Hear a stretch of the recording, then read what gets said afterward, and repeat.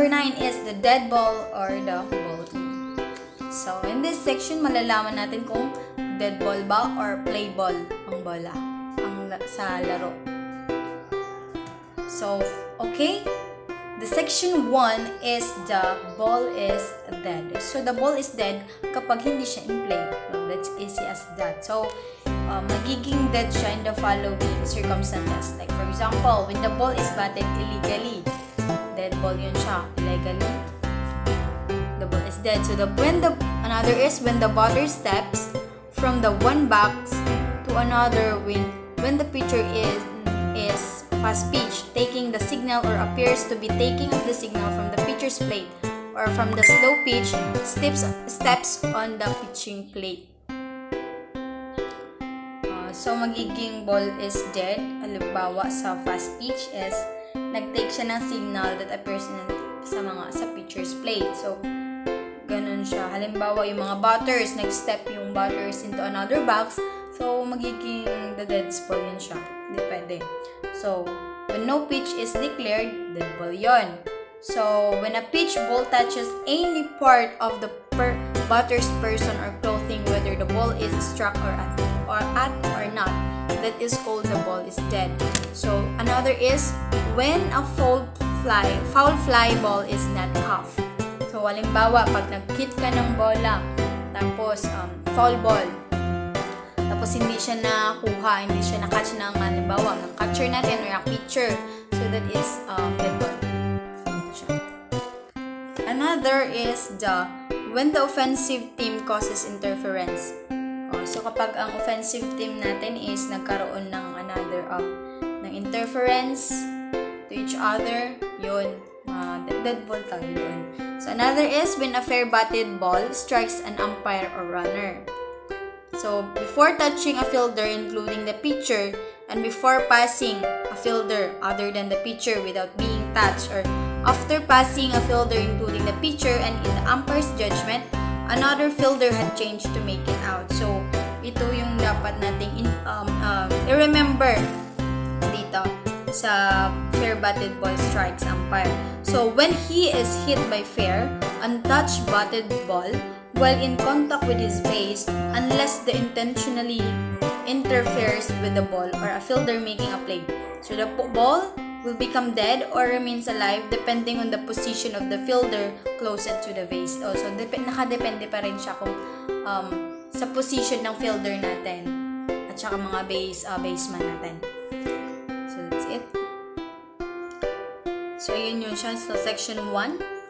Malalaman natin dead ball kapag not in play. Parang ganun siya. So, marami ding circumstances na malalaman natin na dead ball siya in some ways sa playing. In some mga action sa playing. So, next, the section 2, which is the ball is in play. Ito na. So, the ball is in play in the following circumstances. So, una, at the start of the game and each half inning, when the pitcher has ball while standing his pitching position and the plate umpire has called play ball. So, dito na play ball siya. For example, pitcher. Sa pitcher, andun siya sa circle niya sa gitna. And pag sinabi na ng umpire na play ball, so that's it. Pag-start na yung halimbawa yung pag-pitch or pag-deliver ng pitcher natin, that is play ball. Siya. Big sabihin, balls in play na siya. So, another is when the infield fly rule is enforced. Yun siya. Kapag infield na, halimbawa, sa pagbat, yun nga, sa pagbat naman, kapag na-hit mo yung bola and hindi siya, pag hit mo ng bola, yun na, in play na talaga yun. In play, the ball's in play. Tapos enforces pa siya. So, when a thrown ball goes past a fielder and remain in playable territory. So, that is, kapag halimbawa ang bola is na-hit mo, then insert siya or pasok siya sa fair territory natin sa softball, big sabihin, that is in play. So, another is when the fair ball strikes an umpire or runner or fair ground. So, passing a fielder excluding pitcher and no other fielder had a chance to make an out or touching a fielder including the pitcher. So another is when a fair ball strikes an umpire on foul ground. So ito siya. Fair ball strikes an umpire on foul ground. So it's in play pa rin siya. So when the runners have reacted the bases to which they are entitled after the fielder illegally fields, batted, and thrown a pitch ball. So when a runner is called out for passing a preceding runner. So may mga exemptions siya. Like for example this. Sa exemption niya is when a runner is called out for passing and preceding a runner, while the ball is in dead, the ball is remain dead. Kapag halimbawa asang runner, out of passing na siya. So out of passing tapos yung ball is dead. So wala pa rin. Ball is dead pa rin siya. So next is when a fair ball is legally batted. Yun nga, sabi pa nila sa una, pag we hit the ball legally and pasok siya sa fair territory natin, that's in play. So another is when a runner must return in reverse order while the ball is in play. Yun siya. So maraming possibilities na basta pag sa laro, kapag sinabi ng mga umpire or magiging ball is dead siya kapag hindi talaga not in play. Pag in play, pag andun ka na sa half diamond, and that's called in play, balls in play na yun siya. Pag nakikita mo na may mga naglalaro na, that is in play. So next is the section 3, the delayed dead ball. So there are 5 situations when a violation of the rule occurs.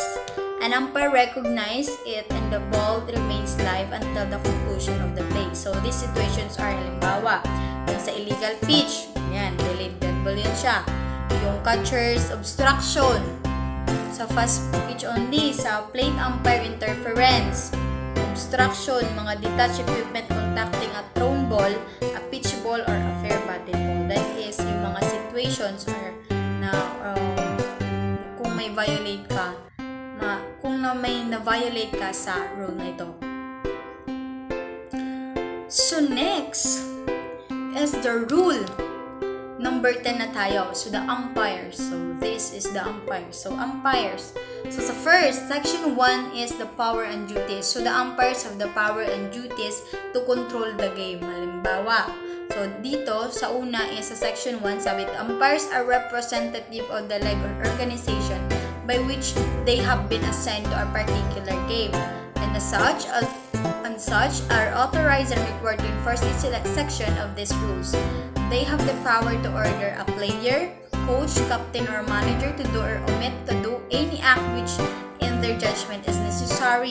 Kung kinakailangan talaga, yun gagawin ng mga umpire natin. To give force and effect to one or all these rules and to inflict penalties as herein prescribed. So, the plate umpire shall have the authority to make decisions on any situation not specifically covered the rule. So, pwede sila they have the authority to do or to have a judgment, parang ganon, to make a decisions in any situation not specifically na i-cover na yun siya ng ating rules. So, the general information for the umpire. So, the umpire shall not be member of either team. So, hindi dapat, kapag ang isang umpire is member ka ng isang team, so, magkakaroon ng bias din siya. So, kinakailangan na hindi dapat siya member ng isang team. So, examples ay player, coach, manager, officer, the scorer, or sponsor. Yan siya. Next, the umpire should be sure of the date, time, place for the game and should arrive at the playing field 20 to 30 minutes ahead of time. Start the game on the time and leave the field when the game is over. So, mga umpire is kailangan din on time din sila. Next is the male and female umpire must wear. So, a powder blue long or short sleeve shirt, mga dark navy blue socks, dark navy blue slacks, dark navy blue cap with white and blue trim ISF letters on front, in the dark navy blue ball bag, mga plate only. So, dark navy blue jacket and or sweater, the black shoes and belt, a white t-shirt worn under the powder of blue t-shirt. So, also, the umpire must not wear exposed jewelry that may pose a hazard. So, ang mga umpires din is hindi sila pwedeng mag-wear ng mga jewelries kapag nasa play na. So, may mga exemption din siya. So, maraming mga exemptions. Like, the mga exemptions na is medical alert, bracelets, and or necklace. Mga ganito. So, mga plate umpire in fast pitch must wear a black face mask, black or tan padding, and black throat protector and the body protector, and shin guards with knee protection. So, ang plate umpire natin dun sa home banda, kailangan naka-wear siya ng mask para hindi siya matamaan din ng bola, as well as para maprotektahan niya ang mukha niya, and syempre may body protector, knee protector din siya, parang ganon. So, kailangan kompleto din yung mga equipment sa plate umpire natin. So, the umpire should inspect the playing field boundaries, equipment, and clarify all ground rules to both teams and their coaches. So, kailangan ng mga umpires din is i-check na ang bawat space or area ng lalaroan natin, especially sa diamond. So, each umpire shall have the power to make decisions on violations committed anytime during playing time or during suspension of play until the game is over. So, they have the power to make a decision, ang mga umpire natin. Kung halimbawa, ang isang player or ang other team is nag-create sila ng violation or manilabag sila ng mga rules sa ating laro. So, that's it. So, in order to define their respective duties, the umpire judging balls and strikes shall be designated as the plate umpire, and the umpire judgment based decision as the base umpire. So, ang tawag sa naga-judging sa balls and strike, the plate umpire. Kapag judging based decision naman, ang tawag sa kanila is base umpire.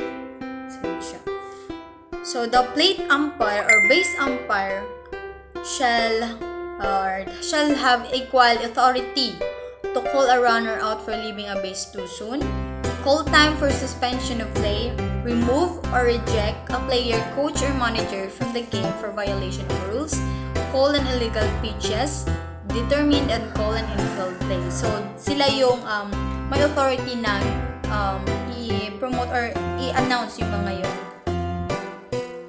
So, the umpire shall declare the batter or runner out without waiting for an appeal for such decision in all cases where such player is retired in accordance with those rules. So, mga base umpires and the plate umpires, sila ang nag-decide kung halimbawa ang player is out or save or nakascore na sila. Ganun.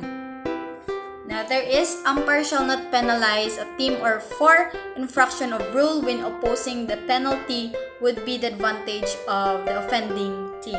So, failure of umpires to adhere or rule number 10 shall not be ground for protest. These are guidance for the umpire. So, kailangan ma-meet ng mga umpires natin itong rule number 10. So, next is the section 2, which is the plate umpire. So, yun nga sabi ko, the plate umpire is the person who is in the nag-judge siya sa ball or strikes. Okay, the section 2 shall take a position in the back of the catcher. So, sila yung mga tao na nandun sa likod ng ating catchers. You shall have the full charge of and be responsible for the proper conduct of the game. So, dapat alam niya kung halimbawa strikes yung bola ng pitcher or balls or foul ball, ganyan, circulatory o na siya. So, next is shall call all balls and strike, yun sabi ko. So, shall by agreement and in cooperation with the base umpire, all plays, hit balls, fair or foul, legal or illegal, cuff balls, on plays that would necessities that base umpire leaving the infield, the plate umpire shall assume the duties normally required of the base umpire. So, ang mga umpire din, they are the one who calls kapag yun nga sabi ko, mga in-play, mga deadball ba, na-hit ba, or fail ball, legal ba siya, or illegal, mga ganun. So, dapat ang plate umpire is may coordination or may cooperation. Kumbaga, dapat nag-unite ang bawat base umpire tsaka plate umpire natin. So, that is. Shall determine and declare whether a batter bunts or chops a ball. So, the batted ball touches the person or clothing of the person. So, yun ang ating gagawin or gagawin dapat ng mga plate umpire. So, next is shall determine when a game is forfeited. Next, shall assume all duties when assigned a single umpire to game. So, sa section 3, the base umpire. So, yung mga base umpire natin, sila yung mga nagabantay sa bawat baseman natin, ganun. Sa bases, like the first base, second base, and third base, sila yung naka-assign dito. So, shall take such position on the playing field as required in accordance with the relevant umpire system. So, it shall assist the plate umpire in every word to enforce the rule of the game. So, yun yung base umpire. So, section 4, the responsibilities of a single umpire. So, if only one umpire is assigned, his duties and jurisdiction shall extend to all points. So, the umpire's starting position for each pitch shall be from behind home plate. So, on each batted ball or plate that develops, the umpire shall move out from behind the plate and into the infield, obtain the best position for any play that develops. So, kapag pag single umpire lang talaga is nasa kanya lahat yung decision natin point to point. So, next is the section 5, the change of umpires. So, umpires cannot be changed during a game by the consent of opposing teams unless an umpire is incapacitated by injury or illness. So, ang umpire natin hindi siya pwedeng i-change pag during the play na. Pero, not unless kapag nagkasakit sila or na-injury sila, so pwedeng i-change ang umpire. So, the section 6 is the umpire's judgment. So, there shall no appeal from any decision of any umpire on the grounds that we have not correct, that there shall be no appeal.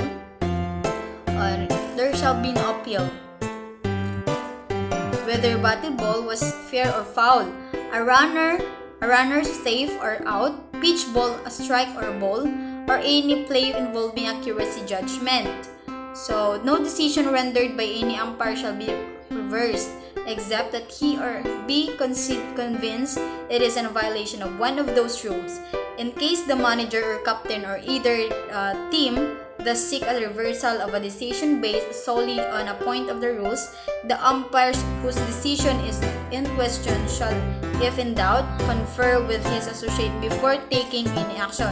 But under no circumstances shall any player or person other than the manager or the captain of either team have any legal right to protest on any decision and seek its several on the claim that is in conflict with the rules.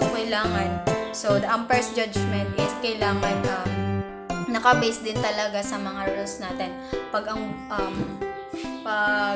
halimbawa, napansin ng mga coaches or ang managers natin, so like that, mga managers natin sa team is napansin nila na halimbawa yung umpire natin is very biased. May mga ganun kasi, mga bias na mga umpires na halimbawa kapag may hindi sila nagustuhan sa isang team is ibabagsak nila. Gagawa sila ng paraan para halimbawa magkaroon ng conflict sa game. So, ganun. So, kailangan ang judgment talaga ng umpire is dapat based from the rules. So, under no circumstances shall any umpire seek to reverse a decision made by his associates, nor shall any umpire criticize or interfere with the duties of his associates unless asked to do so by him.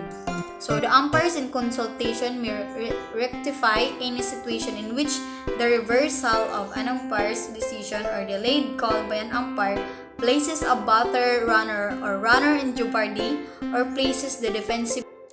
So, next is the section 8, which is the signal. So, section 7 So, section 7, to indicate that play shall begin or be resumed, the umpire shall call play ball. So, ang mga umpire, sila din ang nag-signals kung play ball na, kung mag-start na ang game. So, yan siya.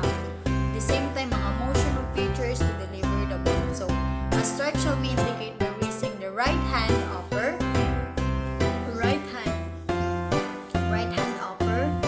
indicating the number of strikes. So, ang right hand, kapag mag-mention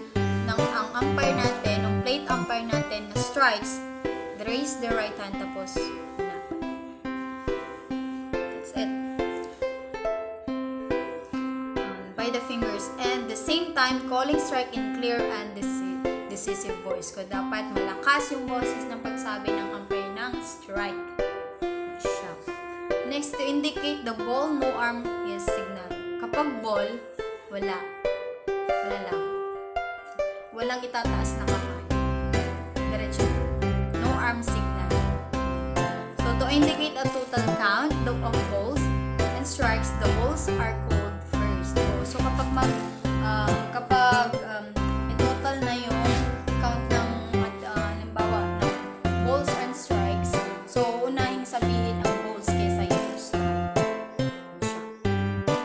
So, to indicate a foul, the umpire shall call foul ball and extend an arm horizontally away from the diamond according to the direction of the ball. So, ang umpire, sila yung nag-indicate kapag foul ball siya. Masasabing foul ball and extend ang arm horizontally.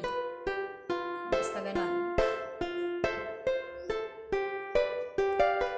So, pag fair ball, the right arm or the arm or the arm are horizontally away from the diamond according to the direction of the ball. Kapag fair ball naman is raise the right arm upward above the right shoulder with the extend the arm toward the center of the diamond using a pumping motion. Fair ball. So, to indicate a batter or runner out, the umpire shall raise the right hand upward and above and the right shoulder with fists kapag runners up.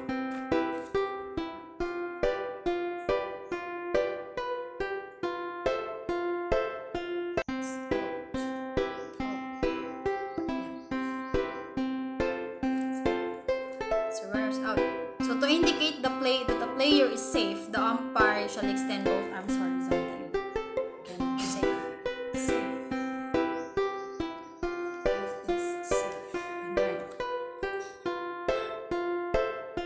So, next is to indicate suspension of play, the umpire shall call time. And at the same time, extend both arms above the head.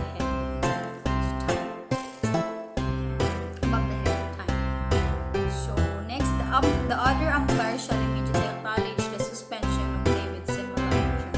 To indicate a delayed dead ball, the umpire shall extend the left arm horizontally with fist closed. Delayed dead ball. So, to indicate the trap ball, the umpire shall extend both arms horizontally to the side of the body with palms toward the ground. So, kapag trap ball naman,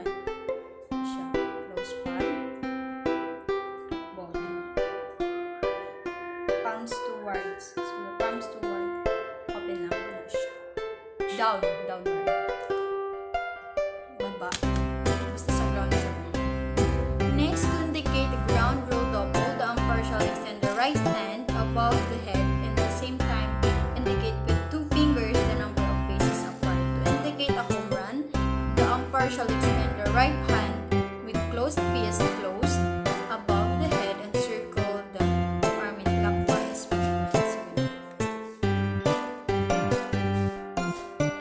Next, to indicate an infield fly, the umpire shall call infield fly in fair. The batter is out. The umpire shall extend the one arm above the head. To indicate not to pitch, the umpire should raise one hand with the palm facing the pitcher. No pitch shall be declared if the pitcher pitches while the umpire has in hand in the said position. So, ayun yung mga rule or yung mga kailangan gawin ng ating umpire. Yun yung mga signals. So, next is the section 8, which is the suspension of play. So, an umpire may suspend play when his judgment conditions justify such action. So, play such be suspended whenever the plate umpire leaves his position to brush the plate. So, another is the umpire shall suspend play whenever a batter or pitcher steps out of position of the legitimate person. legitimate reason.